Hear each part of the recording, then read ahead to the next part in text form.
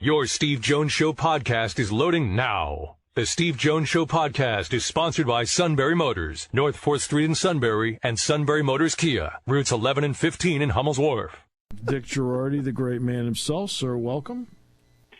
Steve, thank you, sir. How are you? Doing well. I would like to point out on the Derby segment we did that my man here got everything right except for the mage part. I mean, really, listen to the segment. He got everything right except for mage. Yeah, unfortunately, Steve, the only problem was Mage won the race. Yes. So, but I hear what you're saying. I knew Two Phil's going to run well. He did. Angel of Empire, obviously, it's hard to dislike him, so he ran well. But I didn't discount Mage. I mean, I certainly had ability. I just thought it was asking maybe too much too soon, but clearly it was not. He was really good, and he got it done at 15-1, and he will not be 15-1 this Saturday. No, he will not be. So what plays in your mind about he is a lightly raced horse, right? Lightly raced. And not only is he lightly raced, he's now asked to do it 2 weeks later. Does that play at all for you or not? It doesn't, because if you think of recent history, Steve, the Derby winners that run well in the Derby, and I certainly thought Mage ran well. Yeah. Almost always run well on the Preakness. I just can't come up with a reason why the horse won't run well. I mean, I'm not going to bet him. I'm not betting him at 6-5 or 8-5 or 7-5. That's just stupid after he was 15-1 2 weeks ago. Right. And, I mean, all his other races had been spaced out nicely. And as you said, it's only going to be his fifth lifetime race. But if he has the talent in his third race to do what he did in the Florida Derby, do everything but win, and then come back and win the Derby, he's obviously a very talented horse. So he can win. If he comes back, if he runs the race he ran in Kentucky, he probably will win. It's hard to imagine anybody's going to run that much better than he ran there. But having said that, the Kentucky race was kind of a perfect setup. They went really fast. Some horse was going to come from the back and win, and Mage was the horse that did it. That's not what's going to happen Saturday. Unlike Kentucky, where we go from 18 horses to 8, there's very little obvious early speed here. So therefore, the pace that Mage is going to get is going to be much less quick than it was to not set up his closing run. I would think he'd be closer this time. I mean, he was 15th. Obviously, can't be 15th in this race.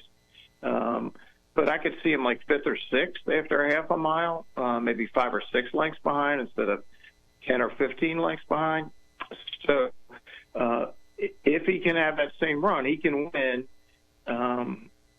But I am not picking him, and I am not betting on him. Right. I will bet on my man who is reappearing onto the Triple Crown scene for the first time in 2 years. I would be referring to Mr. Baffert, who has won the Preakness 7 times, going for a record 8. And I can assure you of one thing. He is bringing 4 horses on a weekend. He's got the favorite, the Black Eyed Susan. He's going to have a couple favorites earlier in the Preakness card. I think he's going 4 for 4, Steve. I think he's going to win them all. And I think he wants to let everybody know, I'm still here. Don't forget about me. I'm back, and I like National Treasure the one. I was just about to say National Treasure. Yep. He's got Johnny V aboard National Treasure. He does. Johnny V's won every big race there is in the history of the world except the Preakness. That's when right. He just missed 3 years ago when Authentic lost to the filly. I think he's got a tactical advantage. He's got the rail. They're inside, speed. Only other horse with speed is this horse Coffee with Chris, the Ford. I just don't think he's remotely of the same caliber. And when I went back and watched all of National Treasure's replays and then watched his recent workouts, this is a horse he's like the freshman that hasn't figured it out yet, but like now he's a junior and he's starting to score on everybody. Yep. I just think he's a horse who's ready to blow up. They're putting blinkers on him. He's had blinkers on before, but I just think this is the time. I mean, he's run some really good races. He's been behind some very good horses. I'm thinking Saturday is the day for National Treasure to just Let's put it this way, Steve. If they're on a backstretch and Larry Collmus on NBC is saying, and there's National Treasure up by 3 and cruising, I will not be unhappy with the circumstances. Yeah. It's interesting about this horse. He was third in the Breeders' Cup Juvenile. Yep. And he's only raced 5 times with 1 win. But that goes to your point of he's figured it out. And and he was 4th in the Santa Anita Derby, I think, in April, correct? He was. He missed a previous prep race with a little bit of a bruised foot, similar to what Forte, the Derby favorite, had. Yeah. So, again, watching the workouts, knowing how Baffert operates, and this horse clearly has ability. It's just a question of them figuring out how to get it. And, when you watch his replay, Steve, all the way through, after they hit the wire, this horse often is just getting started. And listening to what Johnny B says, he says, look, he runs in spots. He'll run, then he'll slow down, then he'll run. If we can just get him to run the whole way, there's no telling what he can do. I certainly could be wrong. This might not be the one where it happens. It's going to happen. I think it's happening Saturday. Yeah. The fact that it's an 8-horse field, does that help a horse like him in terms of like the ability to get out of a gate, find a spot, and go from there?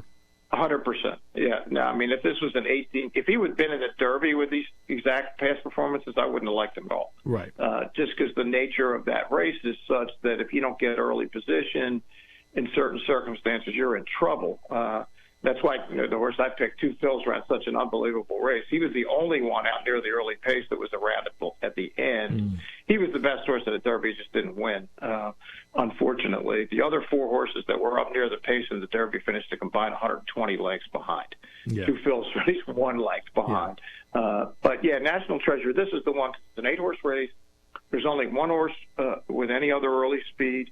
Coffee with Chris, I just don't think is good enough. Yep. And if National Treasure doesn't get the lead, say Coffee with Chris does, it's not like he can't win. But my preference would be for him to be out there loose on the lead. And the only race he did win was his debut, and that's how he won. First Mission, which just happened to be the son of Derby and Preakness runner-up Street Sense, is a Brad Cox horse who has won his last 2 starts. What's your thought on him with Saez aboard? He's solid. He's going to be the second choice. He's 5-2 in the morning line. Won the Lexington on the 15th of April. Could have come back in the Derby in 3 weeks, but he had the points to get in. But you know what, Steve, on the second, he didn't even actually have the points to get in. But Cox didn't. He had 4 horses already in a race, so immediately said, we're going to the Preakness. Each of his races has been solid. I thought his last race was really good. The horses that he beat, Arabian Lion is a Baffert horse who's been running on the Preakness undercard, and Disarm finished 4th in the Derby. So it's looking like that's a pretty good race. So I think First Mission is, if he wins, it will not be a surprise. I mean, there's a few horses that they win, I go, that's not possible. Right. Like Chase the Chaos can't win, Coffee with Chris can't win. I don't think Perform can win, although I think he's going to get bet a little bit. So to me, there's 5 that could win. Blazing Sevens could win because it's Chad Brown. I just haven't seen it yet from him in 2023. But First Mission is the obvious second choice behind Mage. All right, Black Eyed Susan. Okay, so with Flavian Pratt aboard, Feza has not lost.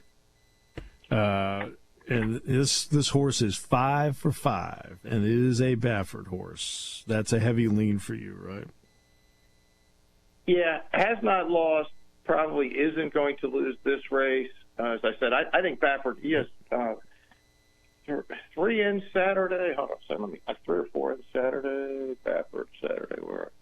He has 3 in Saturday in the Black Eyed Susan. Steve, I think he's gone 4 for 4. I think he's going to win them all. You get no money on this horse. This horse is going to be a heavy favorite. She's listed at 7-5. I think that would be a gift in the 12-horse field. I think she'll be even money or less. As you said, undefeated in 5 starts. Her last race was her best race. I mean, she was awesome. She would have been in the Kentucky Oaks, but Baffert was suspended by Churchill Downs for 2 years. He's now eligible to go back, but that's Pimlico's gain. And the owner, Michael Lund Peterson, is Maryland guy, lives out in Moncton in Baltimore County, out in horse country. So they are gearing up for this one. I think Baffert actually stays out there with his owner when he comes to town. And again, this is the first time Bob's been on the Triple Crown scene since 2021 Preakness. So I think he is just coming. He's not coming to run second. Let's put it that way. No, I think he is showing up to prove a point.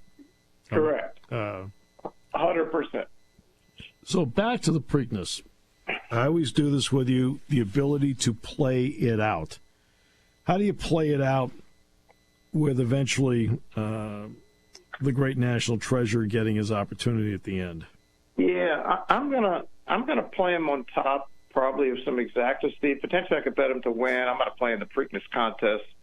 So, where I am in that contest That's relative to the other people will determine exactly the kind of bet or bets that I make. But, look, I certainly think Mage could run second. 1-3 is going to probably pay like $20 for 2. 1-5, Red Root 1. If you think everybody chasing National Treasure is going to get tired, that could come in and pay like $35. 1-7, Blazing Sevens is possible. Certainly 1-8, First Mission it could happen. It could be one of those 4, and then just sort of gauge the prices. But like I said, Chase the Chaos. I really don't know what he's doing in this race. Coffee with Chris is going to chase National Treasure and get tired. And I hope Reform gets bet. He's got a sensational trainer. Shug McGee is one of the legends. But this horse is completely overmatched. He's got no chance in this race. Yeah. What about the pace of this race? What do you think the pace of it will be? I mean, Mage ended up winning the Derby at, 2:01 or something like that? Yeah, Steve, I don't think very hot. The Derby, they went faster than I thought they would. Yeah. I was a little surprised at how fast it went. There's no reason this should be super fast because National Treasure and Coffee with Chris are the only two with speed. And the one I learned this a long time ago. Coffee with Chris is showing speed in Maryland. National Treasure is showing speed in California. Different. There's a big difference because California horses are trained for speed. Yep. If you're anywhere in the vicinity of a pace out there, you're going to be a lot faster when you come east. But I don't think National Treasure is going to have to go that fast. And Johnny V's good at everything, but he's especially good at getting horses out there on the lead and finding a way to get them comfortable so they finish. Any thought on track condition and what that means in a race like this? Because every once in a while, this is the kind of if it gets a little wet there, it can get like that. Although it looks like Saturday's a possibility of a few showers there. Does that mean anything in this race? It wouldn't to me, Steve, unless we had some crazy downpour. Remember the American Pharoah race? We had like a monsoon 20 minutes before the race. It was crazy. So I'm looking at Baltimore for Saturday, low 56, high 76. I see 50% chance of something. I just don't know what that means. That could mean showers for an hour at 8 a.m. Right. Exactly. It just doesn't have enough clarity yet on what that is. But, I don't think it wouldn't change anything I like, but, it's just one of those things you don't know the answer to who's this going to help or hurt. So I'd rather not have to deal with it. Right, yeah, I wouldn't rather have to deal with it either. What is it about California? Did you talk about the speed part? Is it just the breeding part where they're just bred for speed, or is it how they train them? It's how they train them, Steve. They're historically in California, it's been just we're going all out, all the way, and good luck for you to keep up. And it's kind of always been that way in my memory. So yeah, therefore. Baffert and Lucas are probably the two most prominent West Coast trainers of the last, quarter century. Yeah. And that's how they train. And they both came out of the quarter horse world where speed is everything. But yeah, California, it's very much about survival of the fittest, and you go as fast as you can, as far as you can. Obviously at the Derby, there was a couple scratches late, including the favorite. We know that there were deaths at Churchill Downs. We know at Santa Anita they've had trouble with it. How much is the sport plagued right now by something that appears on the surface to be mysterious? Yeah, so 2019 winter, Santa Anita that's when it really came to the fore. It was just a nightmare out there. They had horrible weather. The track, by all accounts, they weren't able to maintain it, and they probably should have had a lot more cancellations than they did. There was a racing office there at the time that was insistent on running horses even when trainers suggested, I really don't want to run. So therefore, as you pointed out, they had this plethora of horse breakdowns and subsequent having to euthanize a lot of horses because of the injuries. But to their credit, Santa Anita and all the tracks that First Racing, the Stronach Group, owns, they have done a phenomenal job in the last 3 or 4 years of changing that. The protocols have changed. The incidents are down dramatically. They've had entire Santa Anita beats where they didn't have a single breakdown. Right. So that's been great. But as far as what happened at Churchill, Derby week and the week before, I don't have a great explanation for it, Steve. It's just bizarre. One horse who actually was pointing for the Derby from New Mexico broke down after a workout. There were 4 others that broke down during races, including 2 on Derby day. And then there were 2 that mysteriously just died after a race, not injured. Right. And so there's not, other than the 2 that died mysteriously, were trained by the same guy and owned by the same guy. There's no pattern to any of that, why it all happened so dramatically there. I think they're trying to figure it out, but nobody's got answers yet. But yeah, it was brutal. It was terrible for the sport, obviously. I mean, it's the biggest week of the year, and that's what people are talking about. And I get it. It's a story, and it shouldn't have happened. You wish it didn't happen. I wish it never happened. But, for those of us who have had pets, there are times when the pet can't make it. And you have to make hard decisions. It's brutal.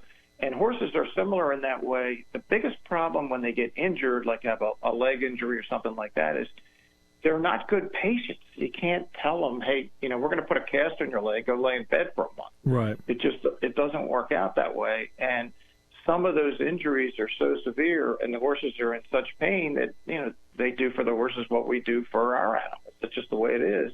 1,000-pound animals, 35 miles an hour, with legs thinner than ours, they will get hurt. The good news is lately the incidents are way down, but that was very unusual and obviously incredibly untimely for the sport.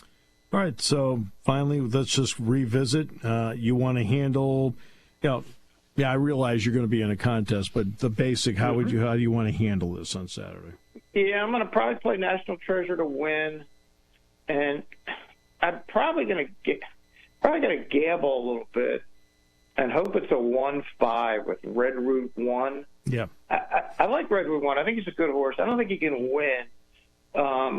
And this is the worst kind of race for him because there's no pace and he comes from 1,000,000 miles behind. But my favorite thing in the sport, Steve, is to bet a speed horse loosed on the lead with a horse who's coming from last or near last. Because these other horses at some point, like Mage and Blazing Sevens and First Mission, are going to take a run at National Treasure and I hope get tired. Yep. And if they do, maybe it's a 1-5. And of the exactas that I mentioned, that's the one that's going to pay the best. Well, DJ, thanks so much. Appreciate it.